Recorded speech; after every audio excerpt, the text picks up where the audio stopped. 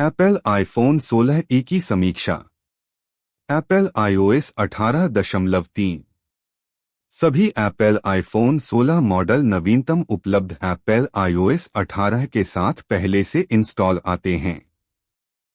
16 विशेष रूप से 18.3 संस्करण के साथ आता है, जो थर्ड पार्टी ऐप आइकन के लिए डार्क मोड, एक बेहतर फ्लैशलाइट इंटरफेस और बेहतर एप्पल इंटेलिजेंस लाता है जहां उपलब्ध हो।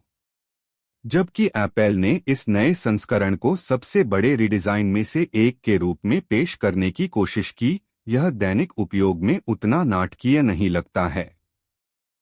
हालांकि होम स्क्रीन और इंटरफेस में गहरे वैयक्तिकरण विकल्पों की अनुमति देने से यूआई को अद्वितीय और अलग बनाने की क्षमता है, कुछ ऐसा जो पिछले कुछ वर्षों से iOS पर कमी रही है। सभी आईफोन्स को कम से कम 5 साल तक iOS अपडेट मिलेंगे, जो कि कुछ समय से एप्पल का तरीका रहा है। कनेक्टिविटी। आईफोन 16 आपके क्षेत्र के आधार पर विभिन्न प्रकार के नेटवर्क कनेक्टिविटी विकल्पों के साथ आता है। कुछ देशों में एप्पल सेल रेंज के बाहर आपातकालीन पिंग और सैटेलाइट के माध्यम से रोडसाइड असिस्टेंस सदस्यता आवश्यक के लिए आईफोन 16 पर सैटेलाइट कनेक्टिविटी भी प्रदान करता है। सैटेलाइट के माध्यम से आपातकालीन SOS और फाइंड माई में अभी भी कुछ क्षेत्रीय सीमाएं हैं। आईफोन 16 एप्पल के अपने C1 मॉडेम वाला पहला आईफोन है।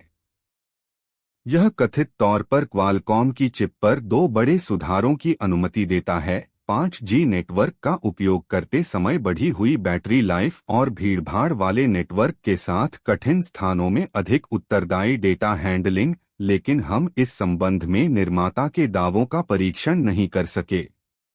आईफोन 16 में स्थानीय कनेक्टिविटी के लिए ले सपोर्ट के साथ डुअल बैंड वाईफाई 6 और ब्लूटूथ 5.3 है।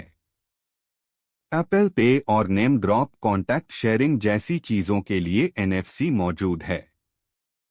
IPhone 16 Apple ultrawide band UWB chip को सपोर्ट नहीं करता है।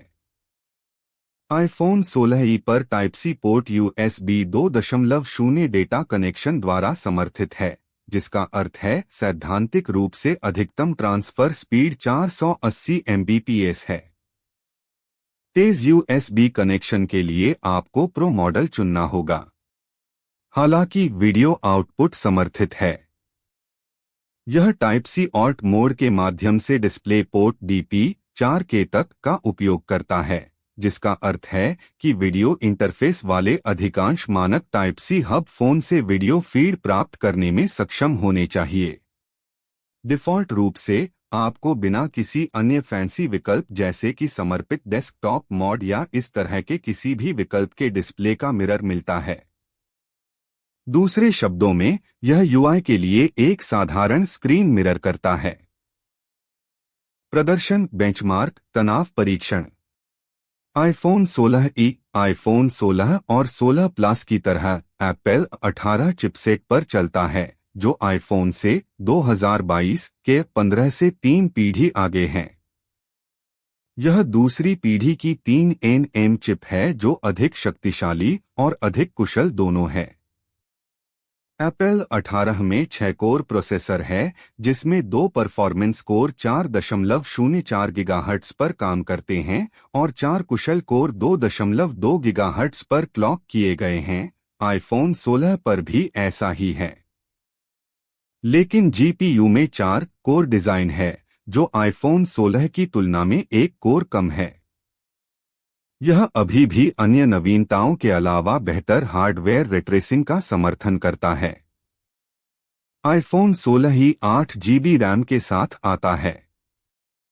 हमारे आईफोन 16 रिव्यू यूनिट में 128 GB का तेज ऑनबोर्ड NVMe स्टोरेज है, लेकिन आप इसे 256 GB या 512 GB के साथ भी खरीद सकते हैं। कुछ गेम जो पुराने आईफोन के साथ असंगत थे, यहां तक कि आईफोन 15 के साथ भी, अब सभी हार्डवेयर अपग्रेड की बदौलत मुख्यधारा के आईफोन्स के साथ संगत हैं। हम रेजिडेंट ईविल 7, बायोहैजर्ड और असैसिन्स क्रीड मिराज के बारे में बात कर रहे हैं।